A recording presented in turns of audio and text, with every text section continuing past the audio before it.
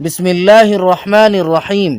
صرف 5 منٹ کا مدرسہ قرآن و حدیث کی روشنی میں 30 محرم الحرام۔ نمبر 1، اسلامی تاریخ۔ حضرت یعقوب علیہ السلام، حضرت یعقوب بن اسحاق بن ابراہیم علیہم السلام اللہ کے نبی اور اہل کنعان یعنی فلسطین کے ہادی و پیغمبر تھے۔ قرآن کریم میں 10 سے زائد مرتبہ ان کا ذکر آیا ہے اور جگہ جگہ ان کے اوصاف کا تذکرہ کر کے ان کے جلیل القدر نبی اور صاحب صبر و قناعت ہونے کی طرف اشارہ کیا ہے۔ حضرت یعقوب علیہ السلام کو عبرانی زبان میں اسرائیل بھی کہا جاتا ہے۔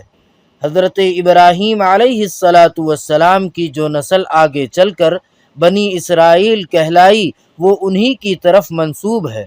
انہوں نے 4 شادیاں کی تھیں۔ اللہ تعالی نے ہر ایک سے اولاد عطا فرمائی۔ ان کے 12 بیٹے اور 1 بیٹی تھی۔ بنیامین کے علاوہ سارے بیٹے عراق کے شہر فدان ارم میں پیدا ہوئے۔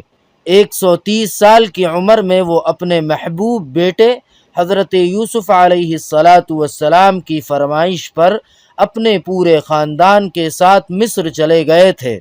وہاں 17 سال قیام رہا اور وہیں 147 سال کی عمر میں وفات پائی۔ حضرت یوسف علیہ السلام نے انہیں فلسطین لا کر حضرت ابراہیم اور حضرت اسحاق علیہم السلام کے ساتھ دفن کیا۔ نمبر 2، حضور صلی اللہ علیہ وسلم کا معجزہ، سراقہ کے گھوڑے کا زمین میں دھس جانا۔ سراقہ نے ہجرت کے وقت رسول اللہ صلی اللہ علیہ وسلم کا پیچھا کیا اور رسول اللہ صلی اللہ علیہ وسلم کے قریب پہنچ گیا۔ رسول اللہ صلی اللہ علیہ وسلم نے بد دعا کی تو اسی وقت اس کا گھوڑا گھٹنوں تک زمین میں دھس گیا۔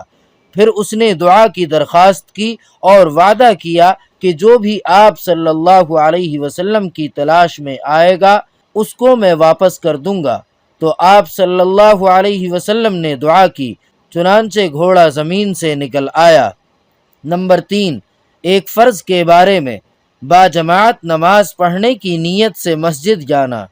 رسول اللہ صلی اللہ علیہ وسلم نے فرمایا، جو شخص اچھی طرح وضو کرے پھر مسجد میں نماز کے لیے جائے اور وہاں پہنچ کر معلوم ہو کہ جماعت ہو چکی ہے تو اس کو جماعت کی نماز کا ثواب ہوگا اور اس ثواب کی وجہ سے ان لوگوں کے ثواب میں کچھ کمی نہیں ہوگی جنہوں نے جماعت سے نماز پڑھی ہے۔ نمبر 4، ایک سنت کے بارے میں، دشمن کی ہنسی سے بچنے کی دعا۔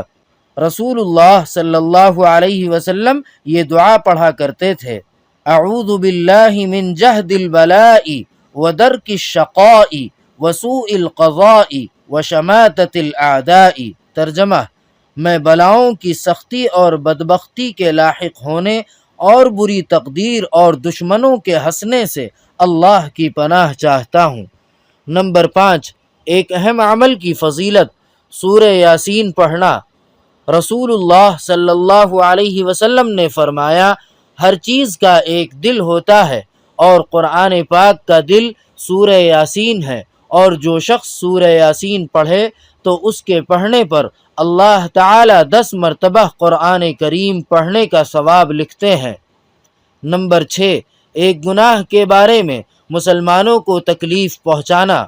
قرآن پاک میں اللہ تعالی فرماتا ہے، جن لوگوں نے مسلمان مرد اور مسلمان عورتوں کو تکلیف پہنچائی پھر توبہ بھی نہیں کی تو ان کے لیے دوزخ اور سخت جلنے کا عذاب ہے۔ نمبر 7، دنیا کے بارے میں، مال جمع کر کے خوش ہونا۔